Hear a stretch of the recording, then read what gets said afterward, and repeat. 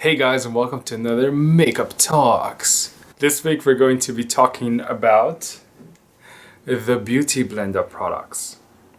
So I got both of them right here, and that's why I'm not wearing any makeup today, because I'll be applying with this little thing today. I'll give you a little bit about the product before we start on application. So the Beauty Blender is a very well-known makeup applicator. It's antimicrobial, latex-free, and it's also very microporous, so it leaves a very high-definition finish on the skin when you apply liquid foundation or powders. That's right, powders.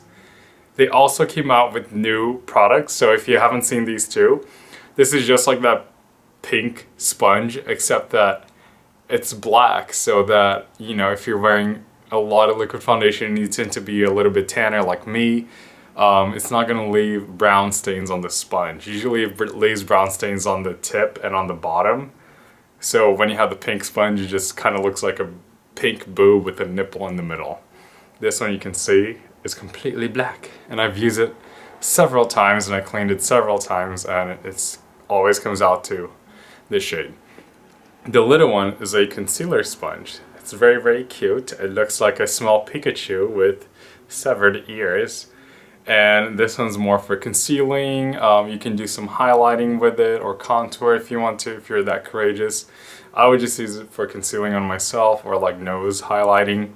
And yeah, let's go ahead and I'll show you how to apply with this. So you want to make sure your sponge is completely damp. I've dampened this. I submerged it in water and it's completely wet. Well, damp, so it's not 100% wet. And what I'm going to do right now is mix my foundations. I have two foundations that I'm wearing because I can't find the right color, so I had to mix them. And some people actually like to put the foundation on their faces first and then blend it out with the sponge. I kind of like picking it up with the sponge and blending it with the sponge. So that's what I'm going to do. And as you can see, I have a lot to cover. My face hasn't been doing well this winter season, unfortunately. And I think it's just because, you know, seasonal change and probably what I've been putting into my body. My body's very annoying when it comes to like what I eat. So if I eat something that's really bad for me, like if it has a lot of refined sugars, or overly eating things that are too salty or too sugary, then I start breaking out everywhere like a little bitch. So I'm just going to clean my finger on the sponge so I don't get it on my pants. I am wearing pants. And let's go ahead and apply. So what you want to do is you always want to kind of bounce it into your skin.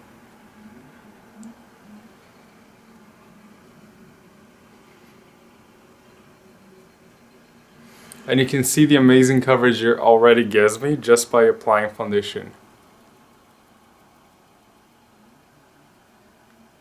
And I'm not using a super heavy motion, I'm just kind of lightly tapping it into my skin.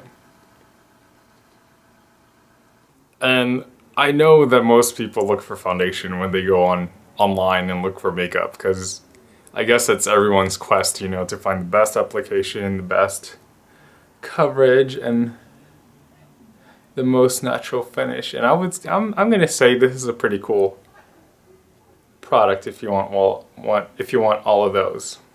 And then if you want super coverage, go ahead and just use your concealer sponge. Just really work it into those areas.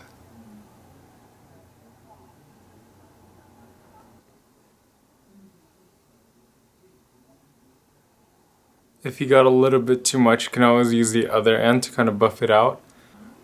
I'm just going to do this much because I think you guys get the idea. Next we're going to set it. Set it and forget it.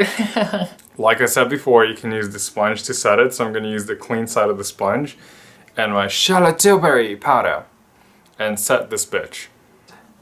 So I'm just going to use it like this, and then I'm just going to press it onto those areas that I want to set it.